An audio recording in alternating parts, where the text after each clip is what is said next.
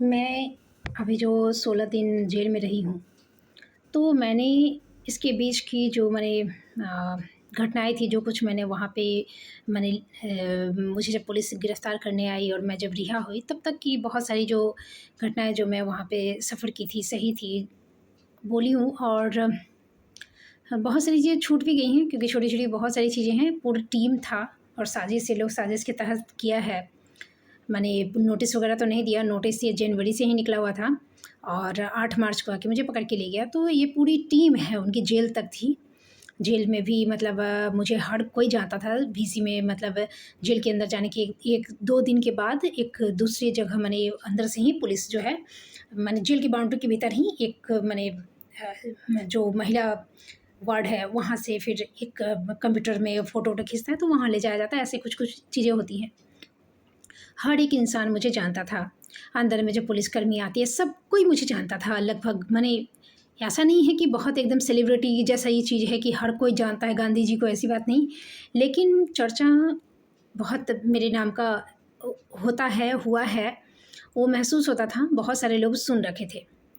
तो अपने-अपने हिसाब से जो मुझे मेरे प्रति खराब धारणा रखते थे, वो खराब व्यवहार करते थे, जो अच्छी धारणा रखते थे, वो अच्छा व्यवहार करते थे। तो ये चीज़ मैंने महसूस किया, हर कोई पढ़ी-लिखी हैं, ये हैं, कोई टेढ़ी बातें करता, माने अद्भुत टाइप से, तो वो चीज़ मैंने महसूस की। मुझे तोड़ने की कोशिश बहुत की गई, परेशान करने की। लेकिन इन 16 दिनों में जब मैं वहाँ गई, तो कुछ मैंने अब करने के लिए करने को तो कुछ था नहीं, फ़ोन हाथ में था नहीं, जो फ़ोन एक एडिक्शन हो जाता है। तो कई बार तो ऐसा लगता था जैसे सोई हुई रहती थी, तो अरे फ़ोन, एक बार फ़ोन कहाँ रखा है मैंने, एक बार देख लूँ क्या उसमें कोई नोटिफ़िकेशन ये है। तब पता चलता है, याद आता है कि अरे फ़ोन नहीं है। तो ये एडिक्शन एक जो है वो वहाँ पे 16 दिन में थोड़ा-सा मैं उस पे ओवरकम की। अ, वो हटा, ये पॉज़िटिव चीज़ हुई और आँखों को भी रिलैक्स मिला काफ़ी। दूसरी बात है कि जहाँ मैं अभी रह रही हूँ, नौकरी-वोकरी के लिए निकलना नहीं है, किसी काम के लिए बाज़ार-वज़ार जाना है, तो बिना ज़रूरत के तो कोई घूमने ऐसे जाएगा नहीं ना, कोई ऐसा पार्क-वार्क कुछ है नहीं ऐसा। तो धूप, हवा, रोशनी जो होती है वो कम मिलता है। वहाँ पे 16 दिन जो आंगन टाइप का जगह है, 2 रूम कहो और जैसे गाँव का जो घर होता है ना, मड हाउस, उस टाइप का 2 रूम है अगल-बगल में और बाहर में आंगन है ऐसा और दलान जैसे होता है वैसे भी था और उसके कॉर्नर में वो पूरा बाउंड्री के अंदर एक कॉर्नर में वॉशरूम था। तो जैसे कि बंद वॉशरूम भी था, बाथरूम और बाहर भी था। तो इस तरह की चीज़ें थी और तो वहाँ पे बैठकर काफ़ी विटामिन डी लिया मैंने। सॉरी। और और जो चीज़ें हैं कि जिस तरह की महिलाओं के साथ वहाँ 24 घंटा रहना हुआ 16 दिन तक, उस तरह की महिलाओं के साथ शायद कभी भी रहना पॉसिबल नहीं है मेरे लिए। क्योंकि जैसे मान लीजिए कि हम कहीं यात्रा भी करते हैं ट्रेन वगैरह में, तो वैसी महिलाओं का साथ होगा नहीं। या फिर कहीं भी जो बातचीत, उनके साथ उठ-बैठ, उनके साथ बोल-चाल जो करना, वो चीज़ तो नहीं होगा ना। मान लीजिए कि मैं स्कूल में भी यहाँ पढ़ाती थी, तो मैं बच्चों को पढ़ाती थी। अभिभावक से आप कितना देर बात करेंगे या नहीं करेंगे? और बच्चे हैं तो उनमें कुछ गलतियाँ देखेंगे तो आप ऑर्डर देकर उनसे सिखा सकते हैं, आप टीचर हैं आपके अधिकार के साथ। लेकिन वहाँ तो सब इक्वल जैसे थे, जैसी मैं वैसी वो। भले ही मैंने 2026 में अभी भी महिलाओं की संख्या वहाँ पे जो महिला वार्ड में करीब 30 कैदी थी एप्रॉक्स। तो कितनी थी जिन्हें नाम लिखना नहीं आता था। हुँ? माने क के बाद ख ये तो नहीं सीखना है, जस्ट एक नाम लिखना है। मान लीजिए कि किसी का नाम यदि अम, फूल कुमारी है, ठीक है? तो वो प और फ और म और भ ऐसे कुछ नहीं सीखेगी, सिर्फ़ फूल कुमारी लिखना सीखेगी। तो ऐसी महिलाएँ हैं जिनको इतना भी नहीं आता है और उनके बातचीत का क्या माने लेवल है कि वो बोलती क्या थी, काफ़ी गंभीर मुद्रा में, कि मैंने अपना नाम, मुझे तो मैंने लिखना आता था, सीख लिया था मैंने, लेकिन इतना ना टेंशन-वेंशन इधर चला है कि मैं 2-4 अक्षर उसमें से भूल जाती हूँ। और ये काफ़ी सीरियसली वो बात करती थी इस चीज़ को कि इतना टेंशन है कि मैं अपने नाम का 2-4 अक्षर भूल जाती हूँ, पहले तो लिखना मैंने सीख ली थी। तो ये उनके बातचीत का लेवल है, स्तर हमारे आज़ाद भारत में 80 सालों के बाद, और उन सारी महिलाओं को की माने जो इस तरह की थी, उनमें से कम उनके बच्चों की संख्या 6 से 5 से कम नहीं थी। तो सोचो वो किस तरह से परवरिश दी होंगी, उनका हस्बैंड कैसा होगा, माहौल कैसा होगा, और वो 2 जने जब 2 जोड़ा मरेंगे, तो दुनिया को ऐसे 5 देकर गए, माने डबल से भी ज़्यादा 5 ट्रिपल देकर गए जोड़े।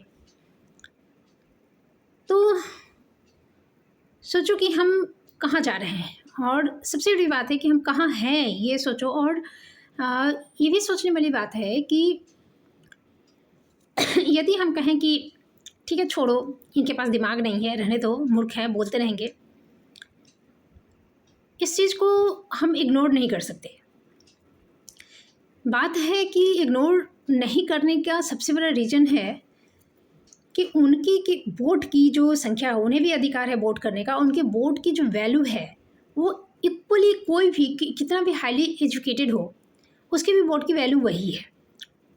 और चिंता की बात है कि उनकी संख्या जो अनएजुकेटेड है, उनकी संख्या बहुत ज़्यादा है। और हमारे जो संविधान की क्राइटेरिया है चुनाव लड़ने और चुनाव में फॉर्म भरने की, जो माने रिक्वायरमेंट है चुनाव का प्रत्याशी होने के लिए, उसमें किसी एजुकेशन की ज़रूरत नहीं है, और ना ही कोई आपराधिक जो पृष्ठभूमि है उनके लिए कोई रुकावट है। तो ऐसे लोग चुनाव में खड़ा हो सकते हैं और उल जलूल बातें करके, ऐसे लोग जिनके पास शिक्षा या तर्क या कोई बुद्धि विवेक कुछ नहीं है, अपनी बातों में उलझा कर, मैनिपुलेट करके, कह सकते हैं ब्रेन वॉश करके, जो बहुत आसान है। इनको भगवान के नाम पे कुछ कह दो, धर्म के नाम पे कह दो, भूत के नाम पे कह दो, जंत्र मंत्र तंत्र के नाम पे कह दो, कुछ भी ऐसा कह दो जो इनकी मेंटालिटी, ऐसा नहीं कि बहुत लोग नहीं समझ सकते हैं। इन पे तो मूवीज़ कितनी बनती है, कितने सीरियल्स बनते हैं, जो किसी को डायन डिक्लेयर कर दो, उसको पूरा गांव पत्थर मार मार के मार देगा।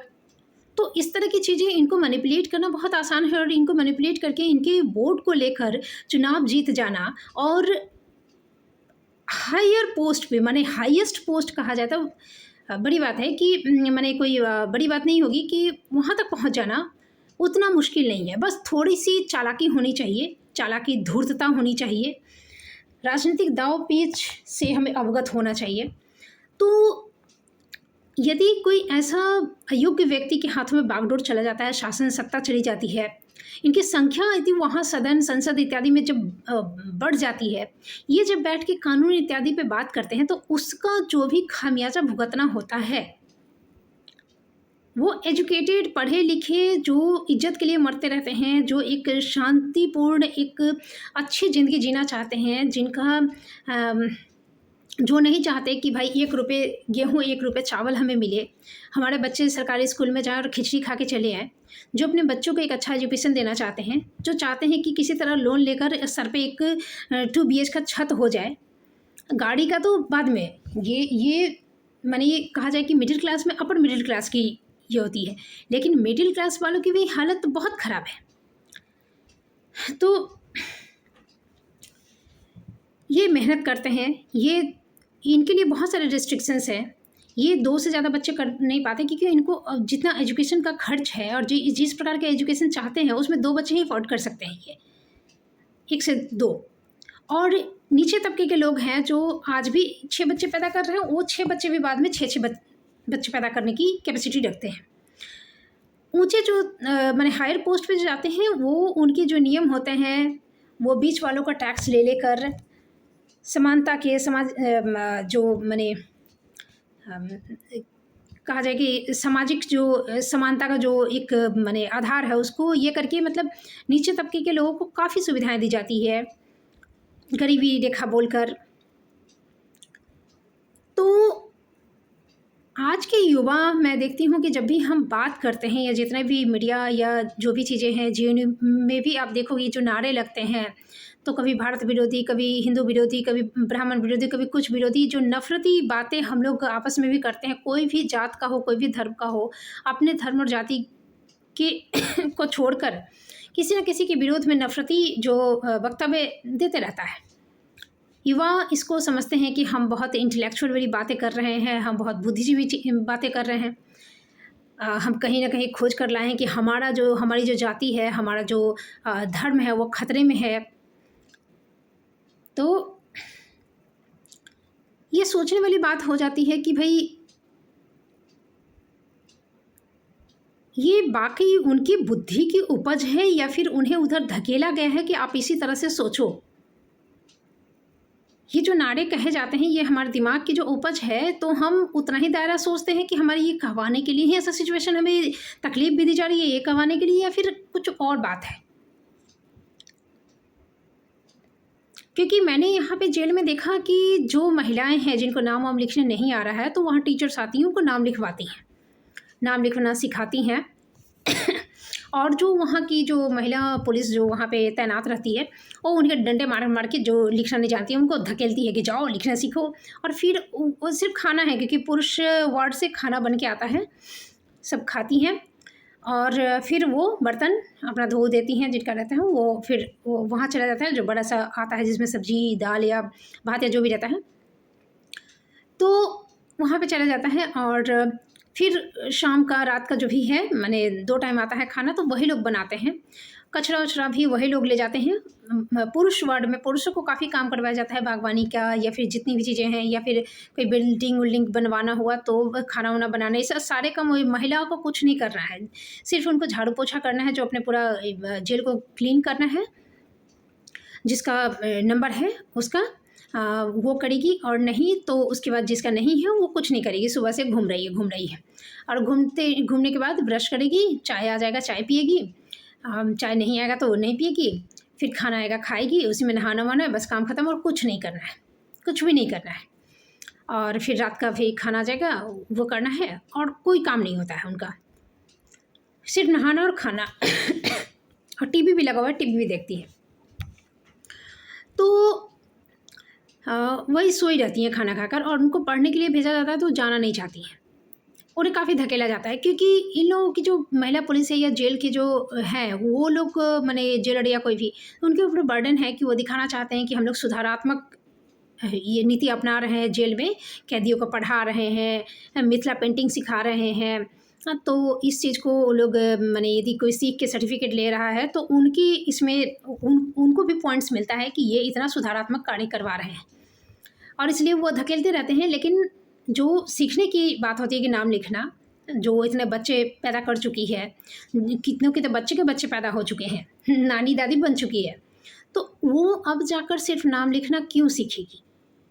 नाम न लिखने के बावजूद भी उसका तो कहीं कोई काम अटका नहीं, चाहे वृद्धा पेंशन हो, चाहे विधवा पेंशन हो, चाहे गरीबी रेखा का ये हो, चाहे राशन कार्ड, जो भी है, सारी चीज़ें उनका बना हुआ है।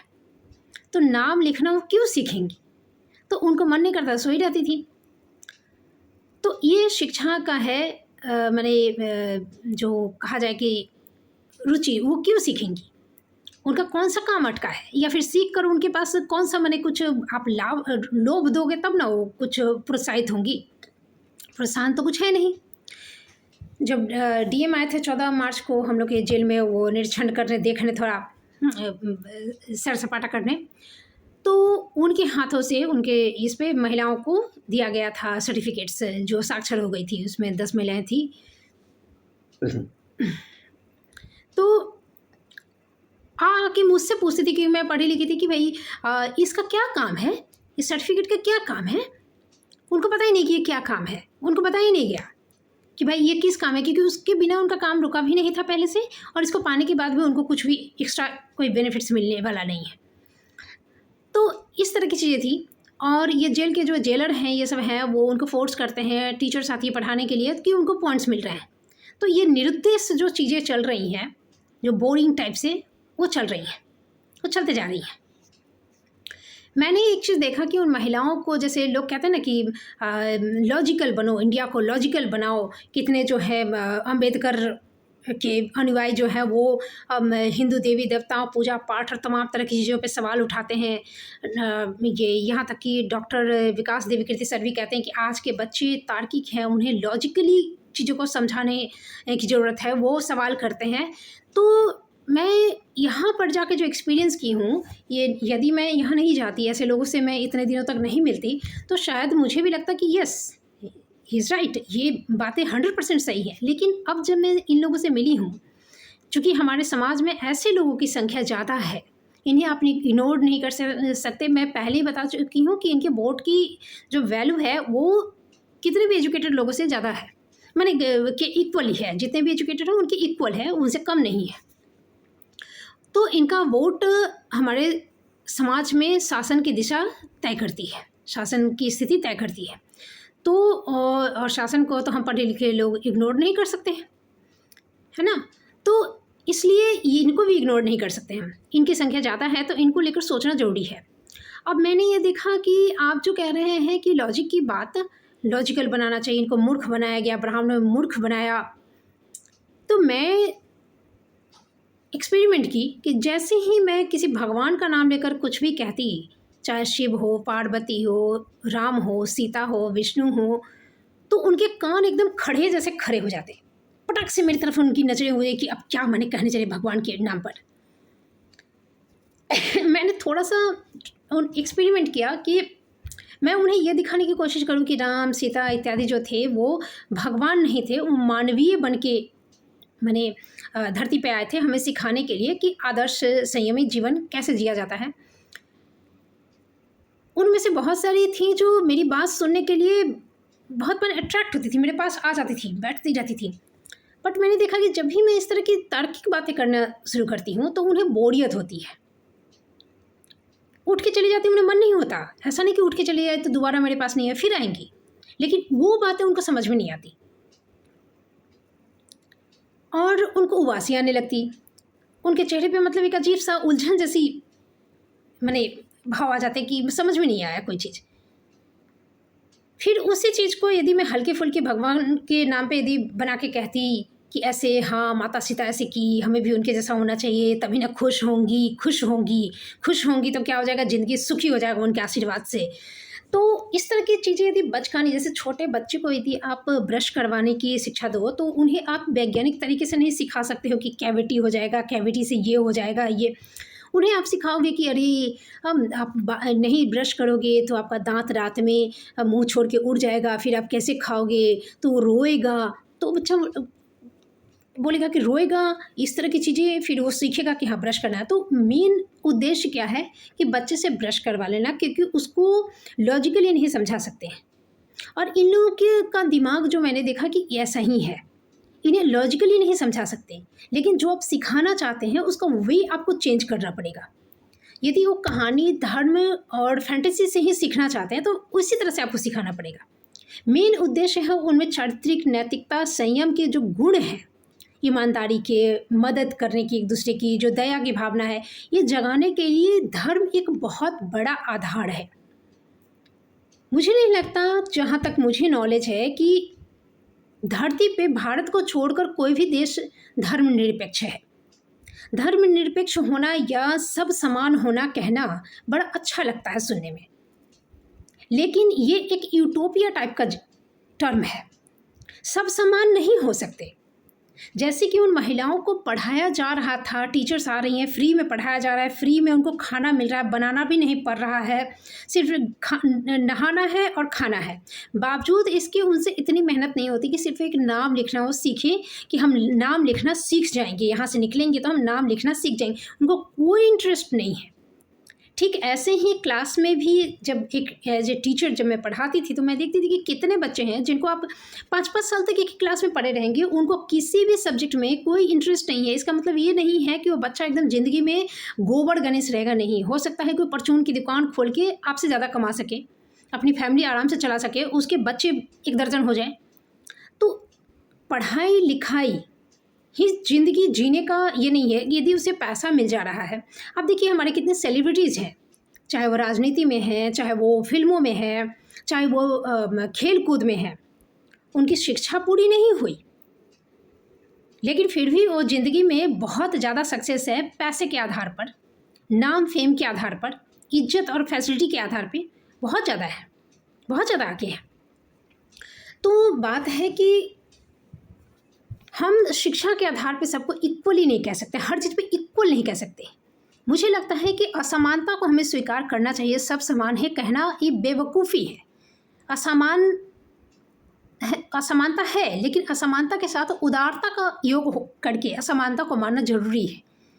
हम कहते हैं कि सब इक्वल है। जैसे मुझे जब झाड़ू देने के लिए कहीं वहाँ पे जो मैंने पुरानी जो मर्डर वर्डर करके हस्बैंड का आई है, चाहे किसी और मर्डर केस में फंसी हुई है, तो वो लोग पुरानी कैदी है तो उसको धीरे धीरे वार्ड इंचार्ज बना दिया जाता है, मैनेजर बन जाती है वो। तो जिसको पढ़ना लिखना आता है तो उसको रिपोर्टिंग का दे दिया जाता है, वो और बदमाशी करती है।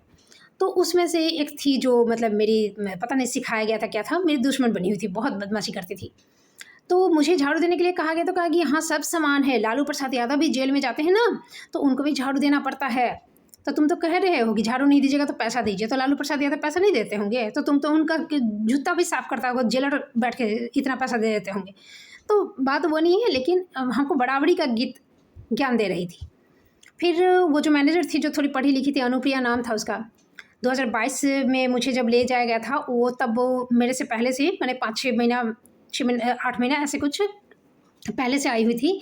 तो तब वो बहुत माने रोती फोती रहती थी और मेरे से बहुत दोस्ती थी, उसकी दीदी दीदी कहती थी। और अभी तो वो 4 साल से मतलब 2026 तक 2022 से पड़ी हुई है, मैंने 4-5 साल उसके हो गए। उसको बेल नहीं मिल रहा है क्योंकि उसने अपने हस्बैंड को डेफिनेटली बॉयफ्रेंड मिल गया होगा कोई, वरना एक बेटी थी उसके बावजूद उसने हस्बैंड को जहर दिया, बोरा में भरी और ले जाके उसको नाला में फेंक दी। 2-3 दिन बाद लाश जो है रिकवर हुआ और ये सीसीटीवी कैमरे में बोरा उसका ले जाते हुए वो पकड़ा गई। और इस एक तरह से ये केस मतलब वो कल्पिट है, वो सिद्ध हो चुका है, सिर्फ फैसला नहीं आ रहा है तो उसको बेल भी नहीं दिया जा रहा है क्योंकि वो वीडियो कोर्ट में चल चुका है।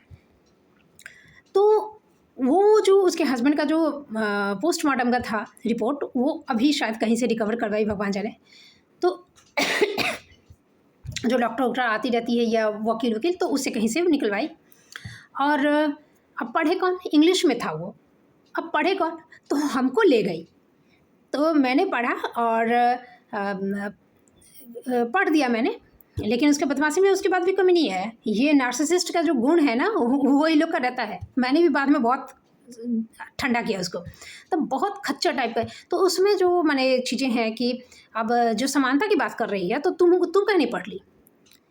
इक्वालिटी की जो बात है, जो झाड़ू देने के समय इक्वालिटी पढ़ा रही थी, तो अब मेरी की ज़रूरत पड़ गई उसमें। मैंने वही मैं देखी थी कि जहर दे के मारी हुई थी वो, और ये रिपोर्ट में जो था ये, तो ये हालत था, ये है। तो आप कैसे सबको इक्वल कह दोगे?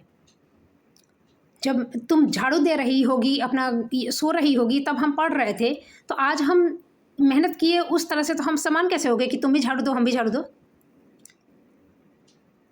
और झाड़ू देने की बात ऐसा नहीं कि मैं काम को ये कर रही हूँ, मेरी झाड़ू तो मैं दूंगी तो मुझे हर चीज़ में परफेक्शन तो ज़्यादा पसंद आता है, तो दूंगी तो तुमसे अच्छा ही दूंगी। लेकिन बात है कि मेरे कमर दर्द के कारण मैं घर में अपने घर में रही थी, इतना छोटा सा जगह में भी मुझे बड़ी मुश्किल होती है। अब कमर दर्द है माने कि नहीं, हाँ मेरा भी कमर में दर्द होता है, मेरा भी कंधा में दर्द होता है, ये हम लोग नहीं देते मैंने बदमाशी करने का। तो नहीं माने तो ऐसा नहीं है कि तुम जान मार दोगी। अब हम बीमार हो जाएंगे, हमको आदत नहीं है, मेरी आदत नहीं है कभी तुम्हारे पिंगले। तो ये लोग बदमाशी करने पे जुटी थी इसलिए ऐसा कर रही थी, अदरवाइज नहीं। वरना ये लोग पढ़े लिखे लोग, जैसे पुरानी औरत ही है, बहुत वृद्ध भी औरतें थीं, तो उससे तुम इक्वालिटी की सब कर रही हो भी करेंगी, वो लोग को तो नहीं करवाती थी। तो मेरे से तो बदमाशी वो लोग को तो दिया गया था इंस्ट्रक्शन, तो इस तरह की चीज़ें थी। तो कहने का मतलब है कि सब आप बराबर नहीं कर सकते, सबको ना तो बुद्धि के लेवल पे आप बराबर कर सकते हैं, ना पढ़ाई के लेवल पर, ना हर चीज़ के लेवल पे। अब कोई इंसान मेहनत करके कोई कंपनी खड़ा करता है और उसमें कर्मचारी दरवान ये सब रखता है, पानी पिलाने वाला से लेकर अलग अलग पोस्ट पर, कहोगे सब बराबर है। जो कंपनी का मालिक अपने दम पे कंपनी खड़ा किया है और ये जो चपरासी वो भी बराबर है, तो ये हो पाएगा? ये इक्वालिटी नहीं है। लेकिन असमानता को उदारता के साथ हम मानना ये जरूरी है कि मालिक जो है वो चपरासी से भी इंसानियत का व्यवहार करे। और एक चीज़ जो हमेशा मिसिंग रहती है, जो मैं चर्चा में नहीं देखती, कि जो अब चपरासी कहेगी कि हम इंसान समान हैं, तो तुम मेरे कंधे पे हाथ रख के बात कर सकते हो तो हम भी करेंगे, तुम हमको बख्शीश दोगे तो हम भी देंगे, तुम हमको तुम कह के बात करोगे तो हम भी करेंगे। तो ये भी तमीज़ माने नौकरों को भी अपनी एक जो है जो क्राइटेरिया, जो एक कानून है, जो एक नैतिकता है, वो भी सीखने आना चाहिए। यदि हम घर में कोई नौकरानी रखते हैं और उसके बड़े प्यार से अपने ही साथ खिलाते हैं, बैठाते हैं, ये करते हैं, तो वो यदि रूडली कहे कि हक जताने लगे कि हम भी बैठेंगे यहाँ पे, तो हम भी ऐसे करेंगे, तो वो गलत लगता है। तो एक नैतिकता, एक जो संहिता है ना, एक जो नियम है, वो वैसे लोगों के लिए भी मान्य होना चाहिए।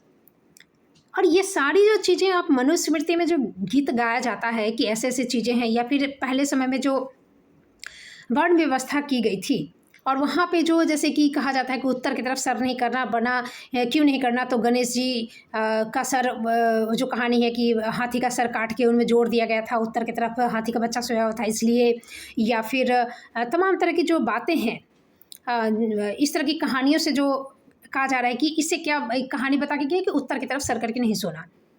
तो आज के समय लोग मजाक उड़ाते हैं उस चीज़ को, लेकिन आप लॉजिकली यदि किसी को बताओगे उत्तरी ध्रुव, नॉर्थ क्या दक्षिणी ध्रुव, और ये करके गोलार्ध, और ये चुंबकीय क्षेत्र, पता नहीं इस पे भी बहुत तरह की बातें आती है, सही है कि गलत है जो भी, लेकिन यदि इस तरह से सिखाओगे तो वो सीख पाएंगी कि क्या उत्तरी ध्रुव और दक्षिणी ध्रुव। लेकिन ये गणेश जी का ये करके सीधे कहोगे कि उत्तर की तरफ सर करके नहीं सोना चाहिए। यदि पूछे कि क्यों, तो मम्मी कहती थी इतना कह दो, यदि मान लेती है वो भी ठीक है, लेकिन यदि कोई कहे कि नहीं नहीं बताओ, नहीं बताओगे तो हमने, तो गणेश जी का कहानी ही सुनाया जा सकता है, इनके जैसे बुद्धि लेवल है वही सुनाया जा सकता है। तो आज लोगों को मिर्ची लगती है कि ऐसी कहानी सुनाएगी। तुम यदि इतना बड़ा तरबूज मांग लोगे और तुम्हारे पास झोला रहेगा इतना छोटा सा, तो कैसे ले जाओगे? तो तुम्हारे पास भी तो कैपेसिटी होनी चाहिए ना, कि जो चीज़ें तुम सीखना चाह रहे हो उसको जानने की, सोचने की, समझने की।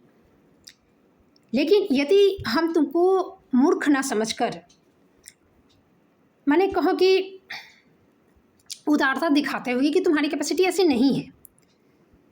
यदि ब्राह्मण पढ़े लिखे थे और समाज को संचालन करने का दायित्व अपने ऊपर लेते थे, तो उनके ऊपर दायित्व ये भी था कि समाज में सारे लोग समानता और प्रेम भाईचारे का नियम भी फॉलो करें। तो इसके आधार पे यदि वो अपना दायित्व पूरा करते थे तो ये तो सही था, क्योंकि सबके दिमाग में पढ़ाई आना संभव नहीं है, सबके दिमाग में तर्क घुसना सही नहीं है, लेकिन जिसके दिमाग में पढ़ाई है, जिसके दिमाग में तर्क है, उस पर समाज की जिम्मेदारी भी तो अधिक है ना, होनी चाहिए ना। और दूसरी बात है कि जो उससे नीचे तबके के हैं, जिनके पास ऐसा नहीं है, जो आश्रित है उनसे चीज़ों को सीखने के लिए, उनके अंदर उस तबके के, ऊंचे तबके के जो बुद्धिमान है, जो पढ़े लिखे, जो तार्किक है, जो लॉजिकल है, जो बुद्धिमान है, उनके लिए दिल में इज्जत सम्मान होना चाहिए। अब यदि ब्राह्मण उस चीज़ को, या फिर कोई भी ऊंचे तबके के लोग यदि इस चीज़ को मिसयूज़ करने लगे, तो वो तो मूर्खता की पराकाष्ठा ही पार कर जाएंगे, और ये दूसरे ब्राह्मणों को उनका विरोध भी करना चाहिए। क्योंकि यदि जैसे अंग्रेज यहाँ पर आए और 1857 की क्रांति हुई और उसमें एकजुट होकर नहीं लड़ पाए, और इतना बड़ा क्रांति भी विफल हो गया, फिर आपके जब 1947 में जब देश आज़ाद हुआ है, तब भी बी आर अम्बेडकर इस कम्युनिटी से अलग एक अपनी कम्युनिटी बनाए हुए थे। तो ये अंग्रेज़ों को मौका मिल गया कि फूट डालो और राज करो। अब देखो कि देश की जो जनसंख्या, हमारा 80% हमारी जनसंख्या हिंदुओं की है, 17% मुस्लिमों की है, और 3% में बौद्धिस्ट कह लो, पारसीज कह लो, या जो भी है सारे हैं।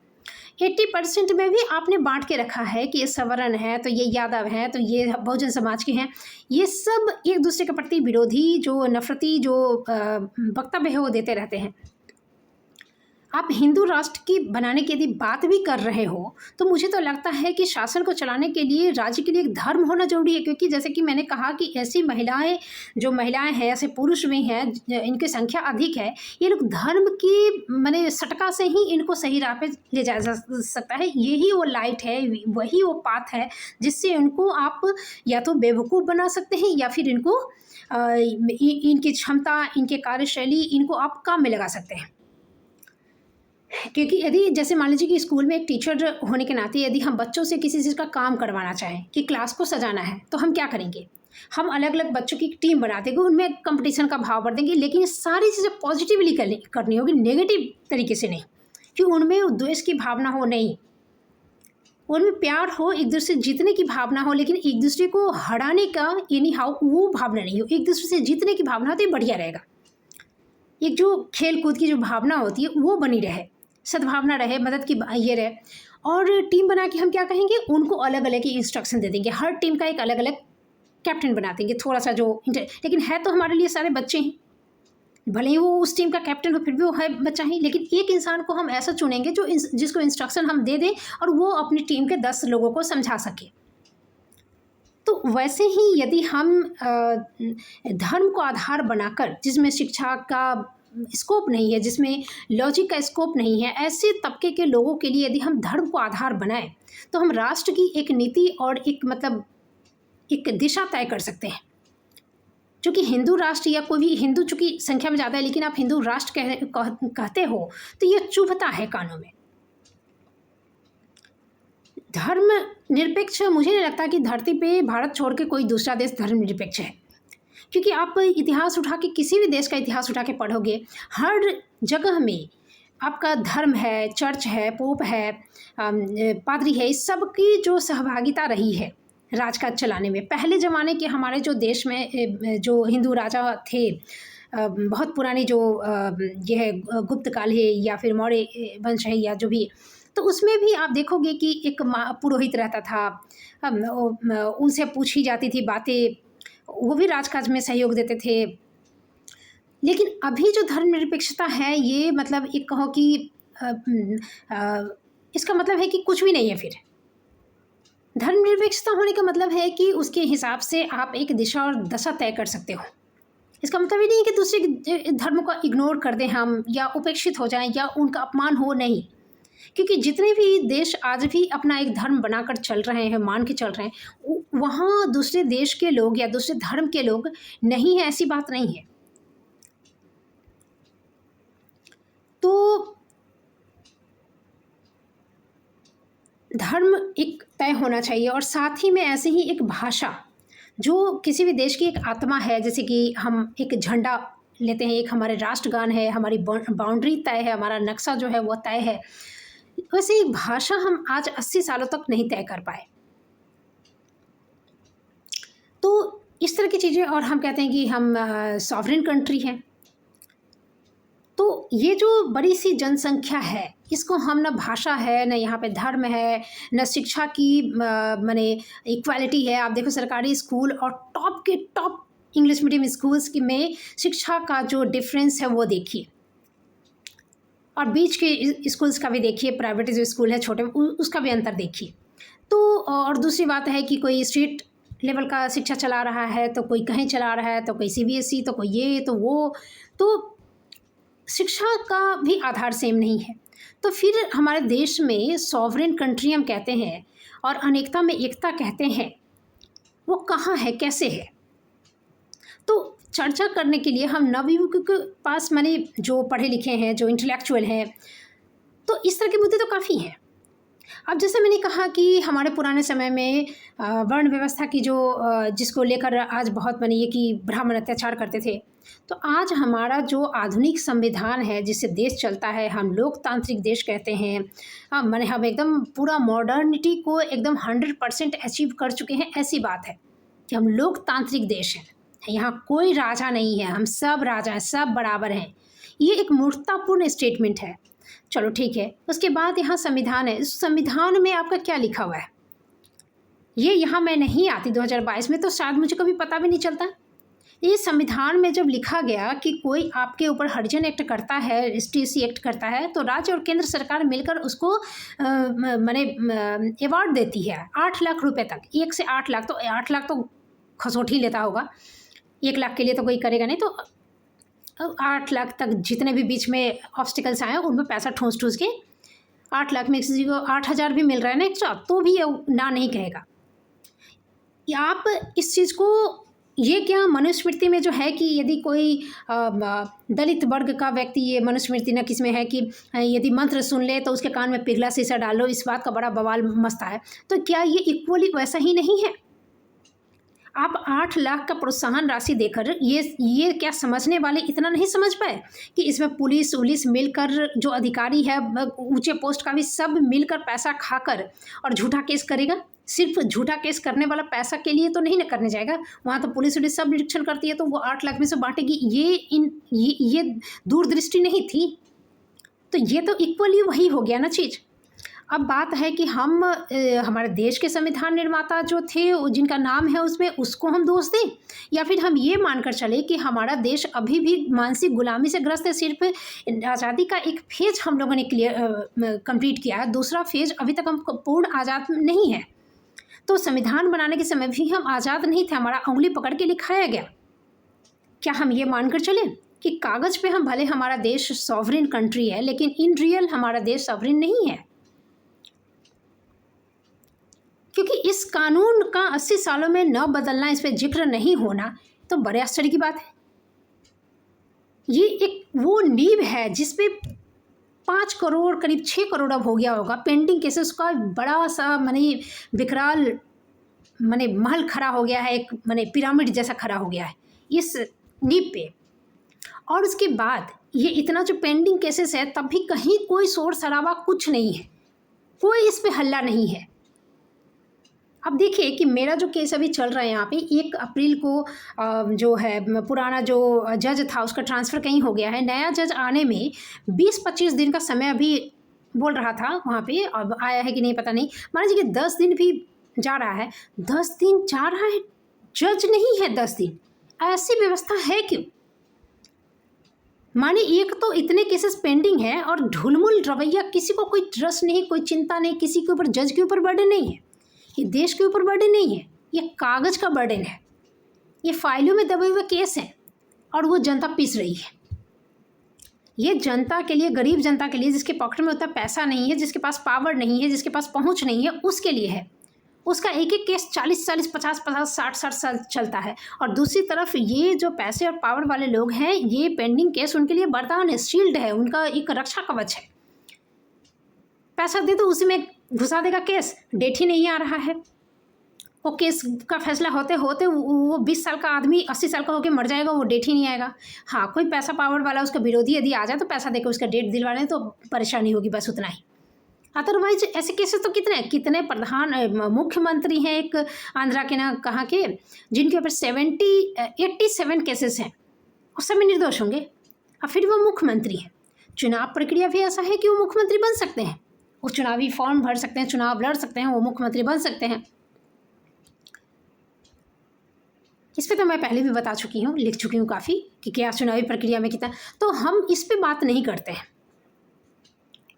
पेंडिंग केसेस बाकी हैं, क्यों इतने वैकेंट है जजेस के केस, जजेस के सीट इतने बाकी, इस पे हम चर्चा नहीं करते हैं। मैंने ये देखा कि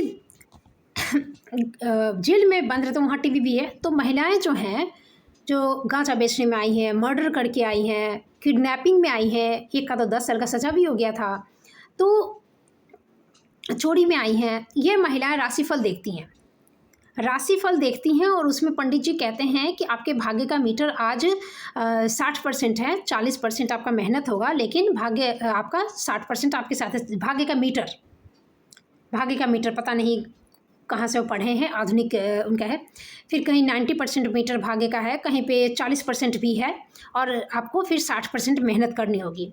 फिर ये दिक्कत है तो तिल का दान कीजिए, तो गाय को खिलाइए। महिलाएं उसको आँख फाड़ के देखती थी। वो महिलाएं जो सब परिवार, माने उसके घर के पुरुष जो हैं, पुरुष वार्ड में कैद हैं कितने की, और ये इधर महिला में वार्ड में कैद है, और ये सोचती थी कि अरे तो तिल आदमी खिलाएगा तो कहाँ से, जेल में कहाँ से लाएगा। इसकी समस्या इस बात पे हो गई कि तिल खिलाने के लिए वो रेडी है, अपना भाग्य बदलने के लिए तिल खिलाकर अपना भाग्य बदलेगी, लेकिन तिल जेल में कहाँ से आएगा। माने उसके लिए यदि कोई दे दे तो खिला देगी, यदि गाय भी ला दे, कोई तिल भी ला दे तो खिला देगी। एक महिला ऐसे ही बात कर रही है, उसका दूसरी कैदी से उसका एंटी था, बिल्कुल झगड़ा होते रहता था, कई बार हुआ उसी बीच में। तो वो शिव का पूजा करती थी, उसका प्रसाद बांट रही है, वो उसका कुछ नहीं लेती थी कि जंतर मंतर फूंक के देती है, डायन वाइन वाला काम करती है ये चीज़। और हमको बताई थी कि शिव जी का उतारा हुआ प्रसाद नहीं खाते लोग, दरिद्र हो जाता है बहुत, मैंने एकदम फुसफुसा के। मन ही मन सोचे कि ये सारे ये तो जानती होगी कभी इस चीज़ को, तो मैंने गलत चीज़ तो तुम करती नहीं होगी, ये सारे नियम मनी मनी ये सारे रिचुअल्स तुम, तब भी तो सब परिवार जेल में है, बेटा पति जेल में है, ये इधर जेल में है, बहू और छोटा सा बेटा पोता जो है वो अपना घर ये है, तो तितर बितर है और ये नियम बता रही है। एक बेटा गुजर चुका है, उसकी हत्या कर दी गई थी किडनैप करके, तो इस तरह की चीज़ें हैं, और एक जेल में है, तो और ऐसे लोग ये करते, तो इनकी थॉट्स प्रोसेस को देखो, आप कहाँ से इनको सुधारोगे, जबकि ये बच्चा उच्चा पैदा कर चुके हैं, नानी दादी बन चुके हैं, इनको कहाँ से सुधारोगे आप? तो इनको तो आप यदि इंटेलेक्चुअल हो तो आपको उस तरह के रास्ते खोजने पड़ेंगे कि इनको समझाने के लिए वो ईजी रास्ता चुना जाए। जैसे कि बच्चा को ब्रश करवाना है तो कहानी बनानी पड़ेगी कि ब्रश नहीं करोगे तो दांत रोएगा, मुंह छोड़ के उड़ जाएगा, तो तुम कैसे खाओगे, तो सब पोपला कहेगा।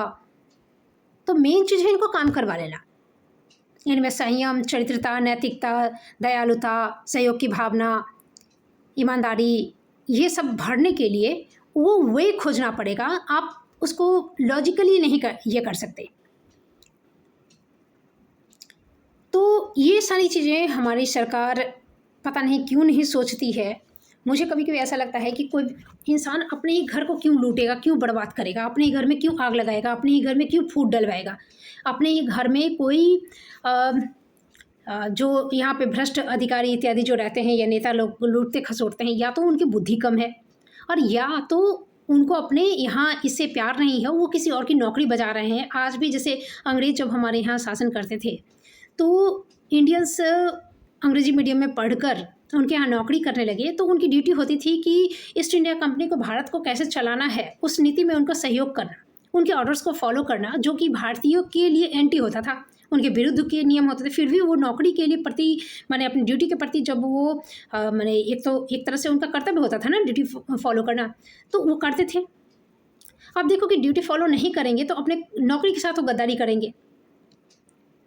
तो कितने लोग ये भी करते थे, जिसे हम आज देशभक्त कहते हैं, कि अंग्रेजों के भीतर वो जासूसी करते थे घुसकर नौकरी में। कितने लोग नौकरी छोड़ के खुलेआम माने क्रांतिकारी बन गए थे, जैसे सुभाष चंद्र बोस की बात कर लो। तो कई तरह के लोग हो जाते थे। लेकिन आज जो लोग ऐसे लूटते खसोटते हैं, तो वो क्या अंग्रेज़ों का वैसे ही माने या फिर मैंने कहो कि आज अंग्रेज़ सिर्फ नहीं है, लेकिन उनका शासन आज भी चल रहा है, यदि हम ये मान के चले, और ये लोग उनके प्रतिनिधि है, उनके आदर्शों का फॉलो कर रहे हैं, उनको अपने देश, अपनी जनता इत्यादि से प्यार नहीं है, या फिर उनके हाथ बंधे हुए हैं, या किसी तरह की जो हिडन कंडीशंस हैं उसके अंतर्गत काम कर रहे हैं, क्या ऐसी चीज़ है? और यदि नहीं है तो इनकी मूर्खता की पराकाष्ठा किस हद तक है कि अपने ही देश के लोगों की वो उन्नति नहीं कर पा रहे हैं। भाषा की समानता नहीं, शिक्षा की समानता नहीं, धर्म कुछ है नहीं, सब आपस में नफरत फैला रहे हैं। और अनहैप्पी, मतलब हैप्पी इंडेक्स में भी इंडिया का जो कितना है 126 ना कितना है, माने कितना निचले पायदान पर है। अब वाकई में अब सुबह से शाम तक यदि या तो यूट्यूब खोलते हो या अखबार खोलते हो, या फिर आप माने कुछ भी सोचना स्टार्ट करते हो, चाहे पड़ोसी हो, चाहे हमारा समाज हो, चाहे परिवार हो, हर तरफ से व्यक्तिगत ही तौर पे आप देखो तो you are not happy at all. सारी चीज़ों में टॉक्सिक चीज़ें हम देखते हैं, सुनते हैं, बोलते हैं, और अपने आप को सर्वाइव करवाने के लिए हमारा जो एक माने क्लेवर वाला जो है, चालाकी वाली इंस्टिंक्ट हमेशा ओपन रहती है। कोई बोल रहा है, टेढ़ा बोल रहा है, कोई फंसा देगा, कोई ऐसे बोल रहा है, नौकरी में फंसा देगा, समाज में फंसा देगा, हर चीज़। तो हम मासूमियत खो चुकी है, तो हम हैप्पी कैसे रहें? हैप्पीनेस के लिए जो मन की शांति है वो रील्स देख के ही मिलती है। रील्स देखते रहो, दिमाग में जो है अच्छे बुरे जो भी विचार हैं वो नहीं आते, रील्स देखते रहो। अब उस उन्हें कि रील्स देखने के से भी एक बीमारी हो रही है, ब्रेन रोट। तो वहाँ भी वो भी एक अनहैप्पी कि जब भी देखोगे तो दिमाग में टेंशन होगा, अरे रोकना है रोकना है रोकना है, दिल कहेगा देखते रहो, दिमाग कहेगा रोको नहीं तो बीमारी हो जाएगी। तो हैप्पी के लिए कुछ भी नहीं है। तो आखिर इस चीज़ पे सोचा क्यों नहीं जा रहा है? इसके अलावा भी बहुत तरह की चीज़ें मैंने देखी वहाँ पे, जो जिस तरह का उनका थॉट प्रोसेस है महिलाओं का, जो कहें कि माने पढ़ी लिखी भी हैं तो कागज़ पे हैं, कुछ महिलाएँ पढ़ी लिखी थी जिनका नाम वाम पेपर ऊपर पढ़ने आता, नाम वाम लिखने आता था, पेपर भी पढ़ लेती थी। तो ऐसी महिलाओं में तर्क नहीं था, बुद्धि नहीं थी, ऐसी थी जिसके कारण वो मर्डर-वर्डर के केस में फँस कर आज जेल में पड़ी हुई हैं। 3-4 महीने, पता नहीं और कितना दिन पड़ी रहेंगी, 3-4 महीने से पड़ी हुई हैं। और जब मैंने उन लोगों की कहानी सुनी तो मुझे मतलब लगा कि सोचो कि माने क्या ही कहा जाए। जैसे नहीं कील की वजह से राज्य का खो जाना, छोटी-छोटी बात से पूरा परिवार बिखरा हुआ है। इतना अपराध है जिसका तो माने इस सारी चीज़ें इस पे सरकार क्यों नहीं सोचती है? पर आश्चर्य होता है। तो और ये भी देखा कि भगवान से उनका जो है ध्यान कभी नहीं, ये जेल में हैं, कई तरह के लोग फँसा दिए, तो जितना वो दुःख में पड़ते हैं भगवान की और पूजा करते हैं। और यदि किसी का बहुत माने जैसे लॉटरी के टिकट की तरह पैसा आ जाए, वो भी बहुत माने धूम-धाम से भगवान की पूजा करता है, खूब खर्च करता है। भले ही साथ में उधर किसी का सुपारी ले रहा हो, लेकिन यदि भगवान की पूजा करेगा तो खूब मिठाई बाँटेगा, खूब ये करेगा, फूल सजाएगा, आरती करेगा, ढोल नगाड़े ये करके। तो ऐसे लोगों के लिए धर्म एक अजीब अलग चीज़ है।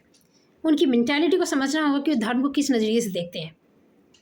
यदि सामान्य ज़िंदगी चलते रहे तब भी वो लोग माने एनी हाउ, सुख में हो कि दुख में हो कि सामान्य हो, भगवान का पीछा वो नहीं छोड़ते हैं। वहाँ जेल में रहते हुए भी इन लोगों ने मंदिर गढ़ लिया था। खूब धोती थी, खूब रोती थी वहाँ पे, खूब प्रसादी चढ़ाती थी, आरती गाती थी, भजन गाती थी, गलती-फलती सो भी सब ताली बजा-बजा के ये करके। इसके अलावा उनमें ना तो कोई एक्सरसाइज का था, ना तो कोई योगा था, ना तो कोई कहानी था, ना तो कोई खेल-कूद था। पूजा पाठ, खाना, नहाना और उसके बाद पूजा पाठ माने यही फूल चढ़ाना, गीत गाना, ये सब, और नहीं तो चुगली करते रहना। और कोई काम बेचारे लोग का नहीं था। टीवी देखना है जब टीवी देखना है, और उसमें भी राशिफल देखना है, धर्म देखना है, इस तरह की चीज़ें होती थी। अखबार पढ़ के मैं सुनाती थी तो उनको राशिफल ही जानना होता था। एक बार आंधी हुआ था बीच में, तो कुशेश्वर स्थान मंदिर का जो ऊपर का जो लंबा सा पार्ट था, कलश नहीं कह सकते, लंबा सा टोपा की तरह था जो, तो वो टूट गया था उसमें। ये जैसे ही मैंने न्यूज़ कहा, बाकी जैसे डॉलर के एवज़ में उसके तुलना में रुपये का दाम कर रहा है, इससे उनको कोई मतलब नहीं। कहीं पे बिजली 24 घंटे नहीं, इससे उनको कोई मतलब नहीं। ईरान और जो अमेरिका इत्यादि का युद्ध चल रहा था, तो गैस पे संकट आया था सिलेंडर का, तो उससे उनको थोड़ा लेना-देना था। सोना-वोना का दाम बढ़ता तो शादी-ब्याह का माहौल यदि चलते रहता है तो उससे उनका थोड़ा लेना-देना होता है। अदरवाइज़ आपका जैसे शिक्षा विभाग में कोई अधिकारी पकड़ा है, भ्रष्टाचार हुआ, कहीं चोरी हो गई, इससे उनका यदि कोई लिंक नहीं है तो नहीं लिंक है। तो जैसे ही मैंने ये न्यूज़ कहा, कुशेश्वर स्थान के मंदिर का जो ऊपरी गुंबद टाइप का था वो टूट गया है, तो ये जंगल की आग की तरह मैंने फैल गई, एकदम टूट गया है। अरे बाप रे! ये एक दूसरे को कहने की ऐसे।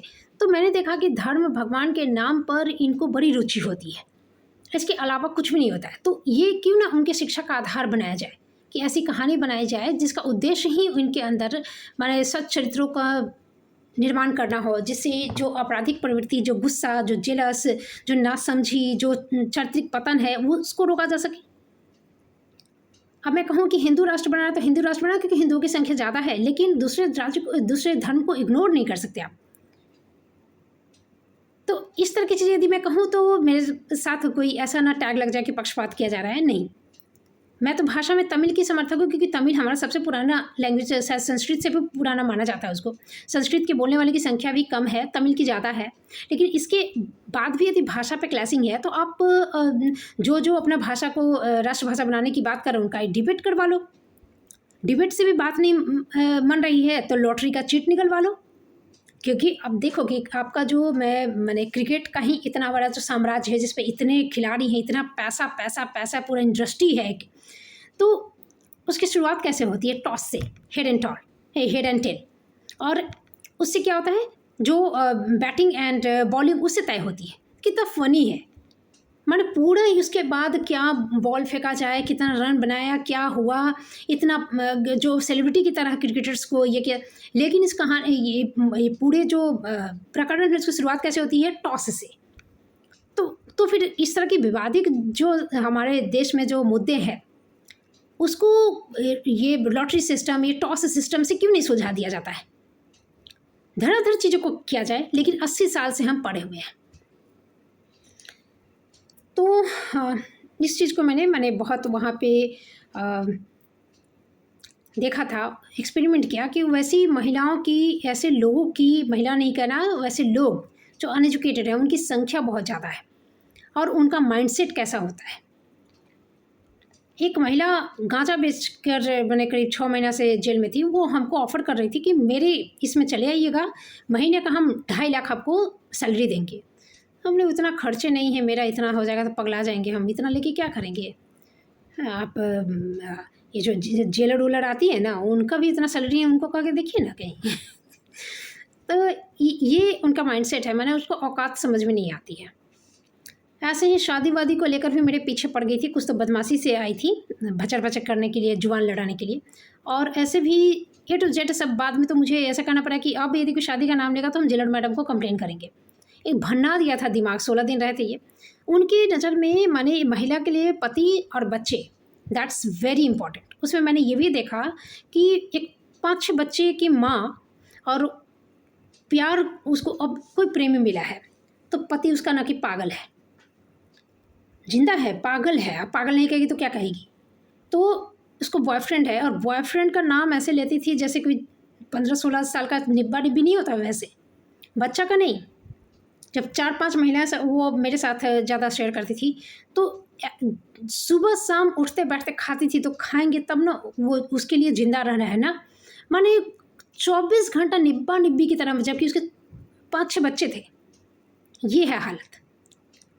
और शादी हो गई तो इतने बच्चे हो गए और तुम्हारा पति पागल था, प्यार नहीं हुआ कभी। तो इसका कारण था। अब कितने हैं जो माने पति बच्चा, पति बच्चा, पति बच्चा नहीं तो ज़िंदगी में क्या, कैसे क्या, कैसे माने हाउ इज़ इट पॉसिबल कि कैसे सर्वाइव करेगी कोई महिला। हमने तुम योजना बना के शादी बच्चा की हो। वही बात है कि जब होश संभालती नहीं है अपना, तब तक उसकी शादी हो जाती है। शादी हो जाती है तो पति के साथ शारीरिक संबंध का उसका कोई हाँ ना पूछना नहीं है। शारीरिक संबंध बनाएगी तो बच्चे पैदा हो ही जाएंगे ऑटोमेटिकली। कहीं से उसका भावनात्मक लगाव जुड़ाव किसी से होता नहीं है।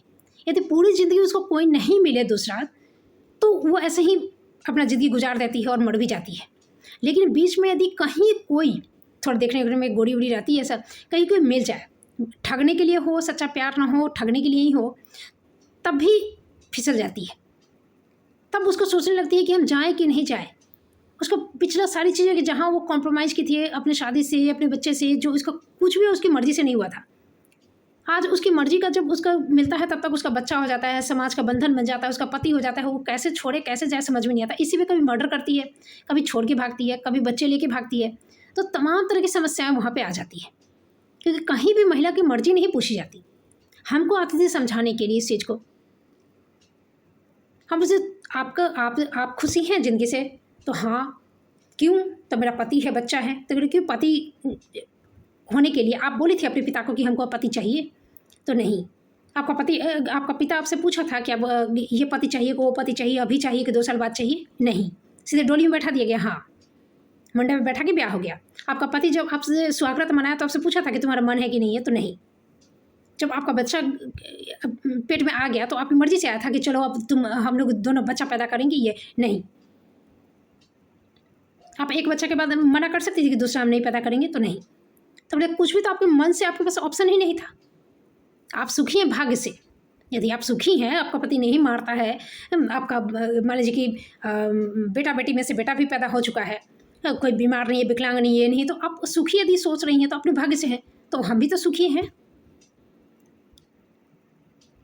आपके पास ऑप्शन तो नहीं है कि हाँ हम ऐसा मेहनत से हम ये चीज़ अचीव किया, तो कुछ नहीं। तो बहुत समझाना पड़ा। फिर बोले कि जैसे मर्जी की बात ऐसे ही, तो आज मान लीजिए कि कितना सब कहती है कि मैंने हम ऐसा नहीं कर पाए क्योंकि बच्चा हो गया। तो आपकी मर्जी नहीं थी ना, हो गया। क्योंकि आप कहीं भी ना नहीं कह सकते, आपसे पूछा ही नहीं गया, और नहीं आप खुद से यदि कहते तो वहाँ भी आपको पूछ दिया जाता। तो हाँ सही बात है। तो बहुत समझाना पड़ता। मैंने देखा कि महिलाओं के अंदर इस चीज़ को, और इसका समाधान क्या है। ऐसा नहीं कि रिवोल्ट करे भाग जाए, यदि भाग भी जाए तो क्या पढ़ाई का एक है कि हाँ पढ़ लिख गई तो भाग सकती है, जैसे शादी में ज़रूर आना मूवी में है। लेकिन यदि किसी महिला का चाहे कि किसी और तरह की, जैसे कि हम लव मैरिज करेंगे या फिर हम पढ़े नहीं हैं तो तब भी हम कोई नौकरी कोई व्यवसाय करके हम अपने पैर पे खड़ा, ऐसा कोई सोच हो तो वो महिला क्या करेगी? सब तो यूपीएससी कंप्लीट करके कम्पीट करके नहीं आ रही है ना कि हाँ वो हम ये कर लिए तो। लेकिन इन महिलाओं की मुक्ति का मार्ग क्या है? हम बोले कि ऐसी महिला को सिखाना पड़ेगा ना कि मुक्ति का मार्ग देखिए आपका अब है कि अब तो आप या तो यहाँ से आप जो स्थिति में है, माँ है या पत्नी है या बहू है, इसके हिसाब से बैठ कर यदि आपको बिजनेस स्टार्ट करना चाहती हैं तो कर सकती हैं, दूध का है चाहिए वही कर सकती हैं। दूसरी बात, यदि आप जो समाज में बदलाव चाहती हैं कि हम अब से जग रहे हैं, तो आपकी दूसरी पीढ़ी जैसे आपकी बेटी यदि पढ़ना चाहती है, पढ़ाई नहीं भी हो रहा है, व्यवसाय करना चाहती है, अपने दम पे खड़ा होना चाहती है, पहले अपना एक ज़मीन खरीद के यदि घर बना के ये करे, तो उसके लिए आप उसको हमेशा सपोर्ट कीजिए, चाहे आपकी बेटी हो, चाहे आपकी भाभी हो, चाहे आपकी ननद हो, जिसको भी आपको सपोर्ट की ज़रूरत हो, जो इस बंधन को तोड़ने के लिए कह रही है, लेकिन चारित्रिक दुर्बलता से नहीं कि चार हमारा बॉयफ्रेंड है, पति को छोड़ के हम बॉयफ्रेंड के, यहाँ पे फिर आपको कोई साथ नहीं देगा और देना भी नहीं चाहिए। लेकिन आप मेहनत से आगे बढ़ना चाहती हैं, स्वाभिमान की ज़िंदगी जीना चाहती हैं, तो आप यदि अपने लिए नहीं लड़ पाई तो दूसरे के लिए आपको खड़ा होना चाहिए। कम से कम इतना आप ज़रूर कीजिएगा। तब मान लीजिए कि मर के यदि आप दूसरा जन्म भी लेती हैं तो आपको अच्छा माहौल मिलेगा ना। तो हाँ, तो इस तरह की चीज़ें है कि अब तो वो रिवर्स गियर में नहीं जा सकती ना, या फिर ऐसा भी डिसीजन नहीं कि हम अपनी बेटी की शादी नहीं करेंगे। तो जितना थोड़ा थोड़ा विकास ही सही, लेकिन थोड़ा थोड़ा ही विकास होना चाहिए। एक साथ सब कुछ हो भी नहीं सकता और एकदम ठप करना भी तो सही नहीं है। तो उनके दिमाग में, विचार में नैतिकता, चरित्र, दयालुता, ईमानदारी, सबसे बड़े संयम और चरित्र का होना बहुत ज़रूरी है, जो कि पढ़ाई इनके पास है तो मुक्ति का मार्ग नहीं है। तो इनके मुक्ति का मार्ग का जो ये चेष्टा करती हैं कि हम इस पिंजरे को खोल के आज़ाद हो जाए, तो उसमें चारित्रिक पतन बहुत ज़्यादा होता है महिलाओं का। कभी कभी तो सेल्फ डिपेंडेंट होने के लिए वो अपने चरित्र का सौदा कर देती हैं। तो ये सारी चीज़ें हमारे देश की है, और ये जो आपराधिक प्रवृत्ति है, आपराधिक मनोवृत्ति है, इसके लिए तो जगह जगह काउंसलिंग करवाए जाने चाहिए। तो ये सब सरकार को सोचना चाहिए, लेकिन ऐसी चीज़ें कुछ सोची नहीं जाती है। ऐसा लगता है कि जनता अनाथ है, सरकार को कुछ लेना देना नहीं है अपने देश की जनता से। इतनी सारी खामियां हैं जो 2022 में मैं यहाँ आकर जब चीज़ें मेरे सामने एक के बाद एक, एक के बाद एक, एक के बाद एक, एक के बाद एक आती जा रही हैं, तो बड़ा अजीब लग रहा है। आप देखो 10 दिन से या 15 दिन से या कुछ भी कह लो, जज का सीट जो है वैकेंट है, एब्सेंट है, पूरा काम धाम ठप, और देश में इतने पेंडिंग केसेस है। दूसरी बात कि जो निरीक्षण था या झूठा हरिजन एक्ट की स्थिति जो थी, फिर चुनाव की प्रक्रिया भी मैंने यहाँ पे आके बहुत कुछ जानी हूँ, देखी हूँ।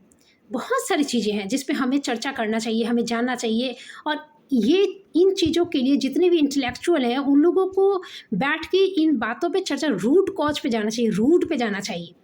यदि हमारी सरकार अभी भी मानसिक गुलामी है, पूरी तरह से सॉवरेन नहीं है, सिर्फ कागज़ पे सॉवरेन है, यदि आज़ादी पूर्ण हम नहीं पाए हैं, अभी आज़ादी का सिर्फ एक फेज़ हम प्राप्त किए हैं।